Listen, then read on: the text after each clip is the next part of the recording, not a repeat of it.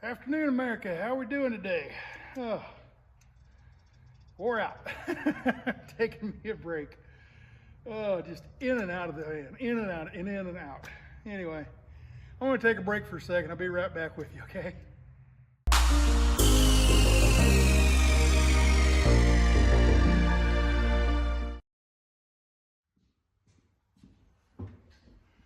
All right, how we doing today? I forgot to bring my cameras. It's Sunday and I forgot to bring my cameras out here today. All I have is my cell phone, so I'm using a cell phone on a tripod, so bear with me on that. We've got the cabinets in, the frameworks anyway, and some of the panels. Got them all in there. They're bolted to the walls and bolted to the floor and bolted to the framework of the bed and bolted to the frame, bolted to the wall, bolted to the floor, bolted to this big superstructure. They're in there solid. They're solid as can be. Now you hear this? I'll get to that in a minute. But anyway, where we're going to start. I just wanted to show you where I am on this as of Sunday. I don't know, what's today? 25, 26, 27, 28. Today's the 28th, I think. Anyway, I've got the frame for the bed in. I got the cabinets in. Well, the cabinet frameworks, okay? I don't have the upper cabinets because I ran out of the little T-screws that you bolt them together with. I ran out of those. So I'm gonna have to go get some more of those, and I've got more extruded aluminum up there. Now I went with this 1.5" 80/20 on down here. Everything down here is 1.5" 80/20. And up above, I was going to put 80/20 all the way around. Didn't realize that 80/20, they come in a smaller 1-inch size. And I thought, you know, for all the more that's going to be up there, you know, socks and underwear and some cereal and stuff, you know, and it's about, you know, nothing really super heavy. That 1-inch is more than strong enough, and it's a lot cheaper. It's about half the price.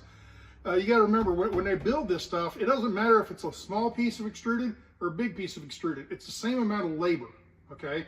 What you're paying for is the labor, of course, but also for the amount of aluminum. So this 1.5" has a lot more aluminum in it than the 1-inch size. So with that, I'm going to go with 1-inch up there, but I don't have the fasteners for the 1-inch. So they didn't have them at the store up there where I got this stuff. I had to order it from Indiana. So it's coming in probably, I don't know, sometime next week sometime, or hopefully sometime this week.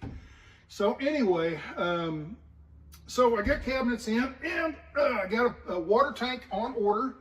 Water tank's on order, and it's going to go underneath here. Now, solid panel right here. There's no drawers, no cabinet, no nothing. You remember, there's going to be a huge water tank back here, and all the water heater and plumbing and all that kind of stuff is going to be out here. And I got to thinking about a shower nozzle for the, you know, putting the shower tub in here. And I got to thinking about that. If I put, to run that up there and everything, I've got to go up through the insulation. You know, it's kind of difficult to get it up here. Why don't I just have a quick disconnect down here, click it in, and just have a shower hose and clip it in. When I'm using it, when I'm done, I just take that down, unclip it, store it back up underneath here from the outside door. So when I'm sitting here, this chair is going to be turned around, and that's going to be my lounge chair to, you know, kick back and relax and edit videos and whatever I'm going to do.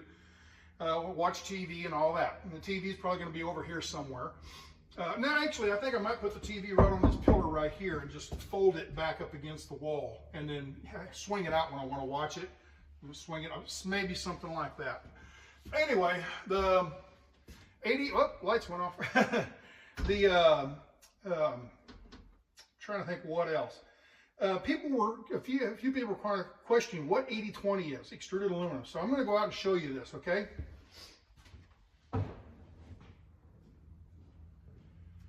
Okay, 80/20. Here's a piece right here. 80/20. What that is square aluminum stock, and they have grooves in the sides. So it ends up, after they put the grooves inside, they have all this structure on the inside. It's basically just square tubing, but then it has the crisscross pattern, so they can put this notch in this side, okay? And that notch comes in handy when you have a carriage bolt. You take a carriage bolt and you slide that in, and now it can't, I'm sorry, it can't turn. You slide this in and then it can't turn, see? And then whatever you want to bolt that down to, you just put a nut or a washer and a nut on there and tighten that down. That'll squeeze that together. Now what you can do is build a little L bracket or braces or whatever. Drill some holes in there, put that in there, tighten that down, and then drill a hole in here and tighten that down. You can bolt them together that way. It's like it's kind of like a big erector set, okay? Now, one of the other, okay, there's a carriage bolt way to put it in the slide, okay? There's that way to do it. But also, they have what they call a T bolt. And there it is. Oh, it's hiding, there it is. You take an Allen wrench, and there's a screw, all right? And this kind of works as a carriage bolt in a way, okay? Let's screw it all the way out. And what you do, is, well, I'm not gonna have a piece that has a hole drilled in it. Anyway, what you do is you put this in the slot like you would the carriage bolt, okay? You put that into that slot. Come on, get in there. All right, and then if you'll notice on the end right here, there's that hole, okay? There's a burr in there. There's that hole. Well, that hole's small enough where you can drill it out. You can use a tap and put threads in there, see? Well, it's just a little too small for this tap, so I got to drill it out a little bit. Let me show you how I do that. All right, put that in the vise, and take a drill, and right in the center here, you just drill that out. You got to get the right. This is a 19/64, if I remember right, and you drill this center hole out a little bit bigger. I had mistakes when I first started doing this. I broke bits and everything. I broke taps and all this. I was trying to put a tap into too small of a hole, and instead of just cutting the threads, it was trying to cut threads and drill, and it was just too much for it and snapped it over. So I had to go in town, buy another bit or another tap. Anyway, take this tap. Now, where's the impact? Find the impact. Here's the impact, and you got I got this special socket. Most sockets are 6-sided, or this one is 12-sided. If you count all those little notches in there, it's either 6 or 12-sided. Okay. I have this one little group of sockets in my set, in my toolkit. It's 4-sided. Actually, it's a 8-sided. Okay. And wouldn't you know, this tap has 4 sides, and it fits into this socket. Just got lucky I happen to have that. Anyway, otherwise you have to use a handle and do it by hand, but it's a lot easier with the drill. Then you sit there and you put this in here. You go in about 1/4 inches off, back it back out and clean the threads off. And about a half inch that time, clean the threads off. Then we're gonna go in about 3/4 inch. We're cleaning them threads off. Each time it comes out, they're spinning off. That's why I'm wearing my glasses. Shavings are going everywhere. Now we're going all the way in. We're going to get the burrs out of there, the shavings that are in there. Get them out. And what you do is you take this stock, and I'm not going to drill a hole in this one. You drill a hole down through the inside of this. And I'll get right back with you here.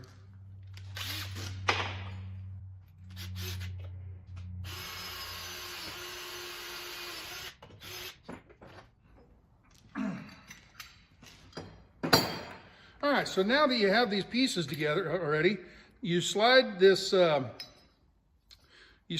piece in. There we go. You thread this piece in. This bolt. Come on, which side are we going to here? Here it is. Had the wrong side there, people. Anyway, you screw that in, but you don't tighten it all the way down. You just take up all the slack out of it, okay?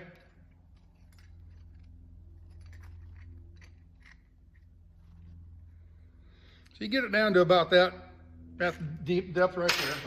Then you find your hole. there's your hole, and you slide this up.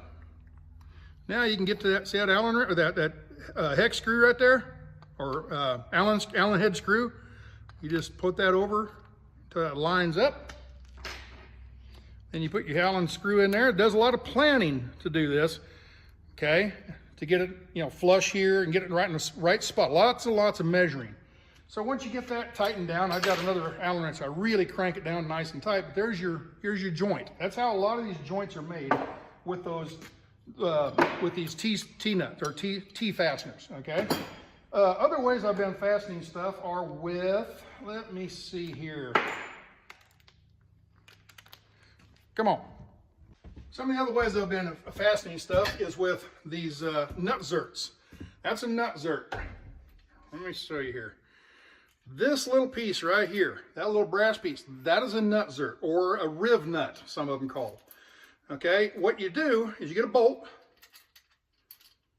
get some washers, okay, and you get this coupler, okay, put it in a pair of vice grips, and a bolt with a couple more washers. So bolt, couple washers, a coupler, couple more washers.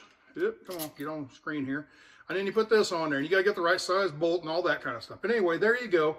It's in there. Now, what you do is on the wall, wherever you want to attach this to, like I've got one attached right over here, okay? But you find a hole, or you get a drill, and you drill a hole through the sheet metal. Then you put this in there, you put that through that hole, okay? You got to push it all the way through that hole to where it's flush. You see they flare out right there, that little flare. Okay, you got to push it all the way. Push it all the way up to this butt, okay? So it's kind of hard to get it past that, but you got to push on it and get it in there. Once you get it in there, when you tighten this down, when you give her cranks, this thing squishes and this flares out and it wedges in that hole, okay? So, like I said, I want a riv nut right here. I'll sit there and I'll push it all the way through. It's in the hole. And then I put the Allen, I'm not going to put this here, but you just tighten it up. And as you tighten that up, that flares out on the back and becomes an anchor. Now you've got a nut place to bolt your whatever item to the frame of or the skin, or the structure of the car or van. So that's one of the other ways I've been doing it. And there's just all these different ways that this stuff goes together, all these different I've had to take this stuff apart like 3 or 4 times because I forgot to put a screw in, and I'll show you what I'm talking about there. Okay, this is the driver's side sliding door of the van, okay? The driver's side sliding door is where the water tank's going to hit, and all the water stuff, the water cabinet, so to say. Not water cabinet. Water cabinet's the toilet hole. Anyway,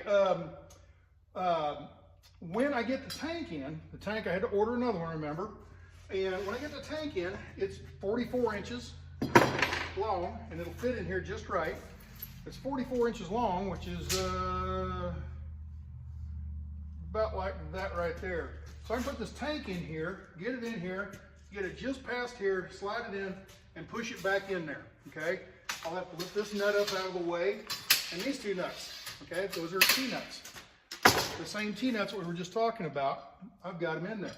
Now, I don't know how many times I've had to take this stuff apart because I forgot to put a hole or a riv nut or something like that. You can drill a hole, but to get that riv nut in here, it's captured. It won't go anywhere. You can't get it in, can't get it out unless the end is open. If it's an open end, like this right here, it can go in. But if you've got something on top of it, like this one here, this rail here goes on top of this one, you can't get to it. Okay, so it's just like this rail right here. The only way to get to it, I'd have to unscrew this, push this out of the way, get this in there, and slide this in to get it onto this track.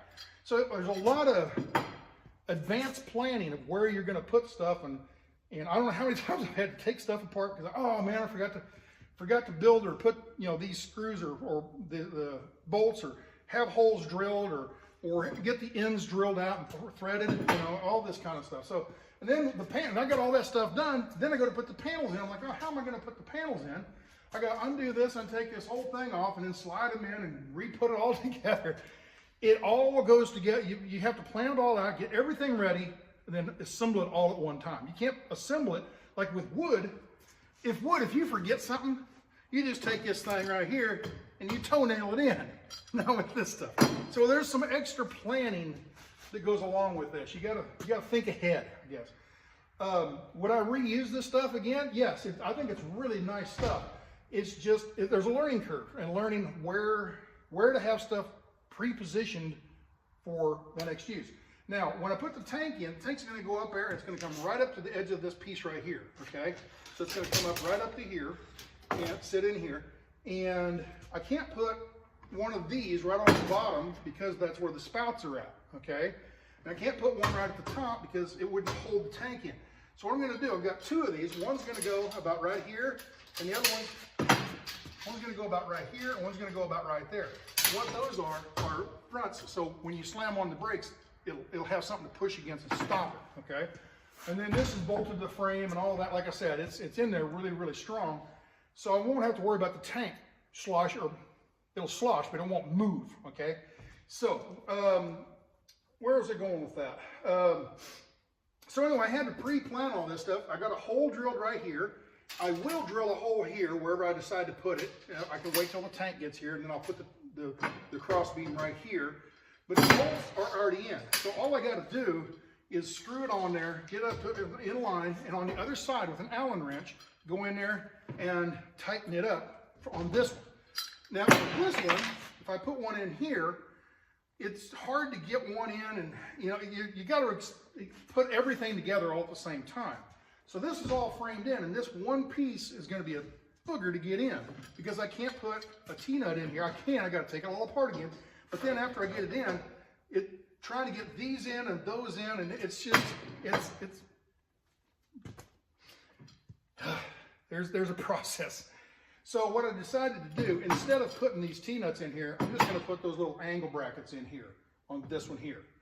That's so that I can take this bar out real easy. If I take that one out real easy without having to worry about these T-nuts or T fasteners, then I can take this out, and then I can take these two bars. I can take the tank out if I need to, okay? So I'm thinking ahead. If there's problems, I don't have to tear the whole cabinet apart. I can just take these two pieces apart. All right, now, what else was I going to talk about? Oh, the panels. I was putting the panels in, and like I said, they go in these grooves right here, okay? And I've got this panel in, this panel in, this panel in, and, well, I won't be able to access from the inside of the van. There'll be a cabinet on top of here. I won't be able to access. Well, that's okay. This is storage that I don't need very often. I can put all kinds of tools and my garden hose, for filling a water tank. There's a faucet way over there. Put the garden hose and come over here to fill the tank up. Okay. So anyway, I've got that all planned out. I hope so, to where the tank will come up to this high, and then I'll have all this empty space, for 6 feet or so, to put all this kind of, tools and whatever else. I'll put a piece of plywood across there, and that will be a cabinet, but only accessible from this outside door. Okay. Now, on the inside, let's run inside real quick and show you some more stuff. Okay, we're back inside. Now, this is that piece that I've been showing you and everything. I stole it from this area right here. I've got to put that back together here in just a little while. So, what else? All right, so I didn't put a panel in here. You can't really see that, can you? But anyway, 1, 2, 3, 4 sections. These all have solid panels I can't access, but this panel, there's going to be a door here, okay? And I can store things and build little shelves and whatever, and I can store things back in here, okay? Same with, this is going to have a door on it. This is probably just going to stay open. I think I'm going to try to find a trash can to put right in this area right here. And then right here is going to be 3 or 4 drawers and 3 or 4 drawers, okay? So all the drawers, kitchen utensils, all that kind of stuff, pots and pans, all that will live here. The kitchen stuff will be here, but the sink will be over here, okay?